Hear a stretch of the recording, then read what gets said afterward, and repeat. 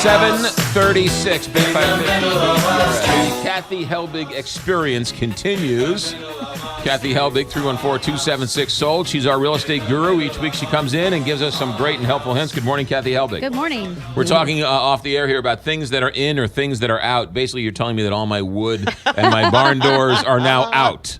Well, that is on the list. That Yes. barn doors are making an exit again, going into 2017 and beyond.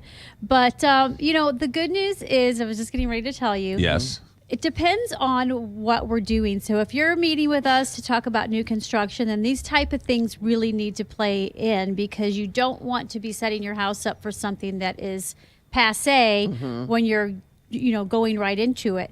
But if you're going to be there for a few years and you like something like barn doors, then you're okay with putting barn doors in, because you're going to enjoy it and live there for a few years. And then by the time some other new trend has come, because it always keeps changing, right, then you can make those changes at that point in time. The difference is if I'm going in and meeting with people now to talk about how we're putting their house up on the market now. Right. So things like barn doors are still okay. Things like decorating in gray. Gray's been the it color for the last couple of years, and it's now starting to phase its way out. But we would still meet with somebody right now and say, depending on who your target market is, it's okay to let's do the gray, because that's what everybody's seeing. That's what everybody's buying for accessories and that type of thing. So for the short term, if we're telling you to do something that's going to appeal to the now, we might tell you to do that. But if we're meeting with you new construction and building a new house, then we might tell you to go with the more taupey, tan gray tones or color. But at some point, buyers have to realize, look, I have an ugly gray, but I have a two-car garage. I'll take the two-car garage. That I can't fix that, but I can fix the color on the walls. I can easily paint. Right.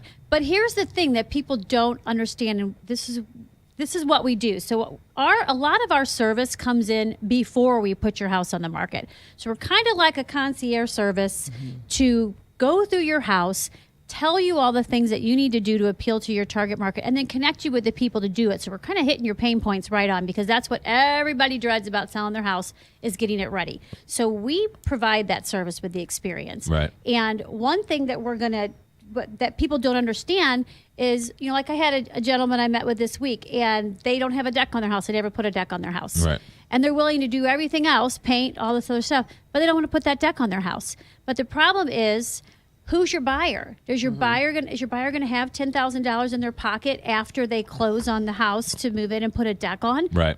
In this case, no. So it took a priority to sit down and say, somebody can paint, somebody can do this or that, but they're not going to have the money to put a deck on. And so you're taking a whole buyer pool away from you as potential customers for your house, because they just can't do it. I would tell you that if I was looking at a house and it didn't have a deck, I would reject it outright. Yeah, and the same thing with carpet. That's a big one too. People are like, oh, let's give them an allowance. Everybody still thinks you can do allowances. Right. Allowances are not easy to do, because most of the time buyers are already getting closing cost allowances that they're building into their loan. So they add it onto the price of the house, and then there's a ceiling to allowances that a lender's going to allow. So you can't just go, oh, and let's just give them $10,000 credit for the repairs we don't want to do. Where's that coming from? You can't just hand them $10,000 on the backside of things. Right. It's all got to be documented.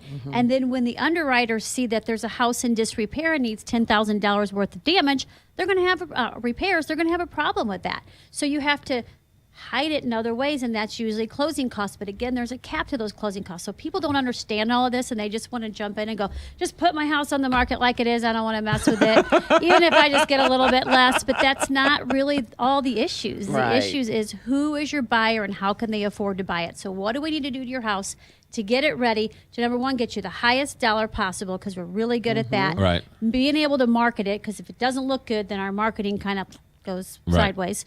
And then, again, who's going to be your buyer and how can they afford to buy your house? It's almost like a mini HGTV show you do for people. We really do. It really we really is. do. And people, honestly, are so relieved when we come in, because they have a list of their own little weird things, and we're like, no, you don't need to do any of that. These are the things you need to. And so sometimes we're taking some stuff off your plate.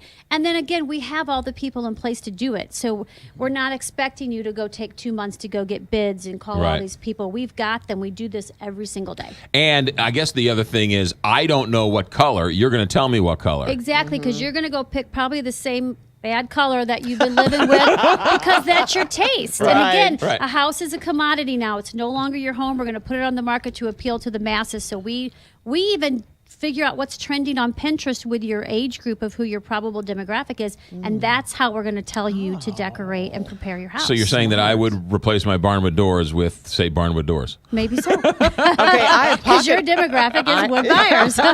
I have pocket doors. No, those never go out of style. Oh, do yes, they? they do. Pocket doors are out. Barn Pocket doors are are fine. It just all depends on the space you have.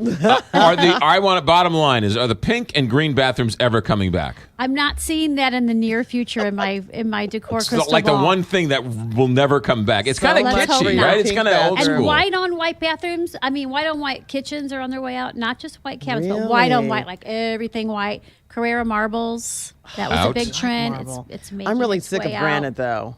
You know, people have been getting away from granite somewhat for the last several years. Well, but you also We're have doing quartz, the too. A lot of quartz Even though I and have style granite, stone but and still. other What hard- about like wood butcher block countertops? Is that in? We still see that, being used, but again, that's very trendy. Depend on who your people are. I'm nothing if not trendy, that's for You sure. are trendy. How's the new Kathy Helbig office? It's fantastic. We're up and running and super busy. It's going to be freezing outside, but we have got so much real estate activity going on. Do not wait. This is already the spring market happening right now. The new office is where?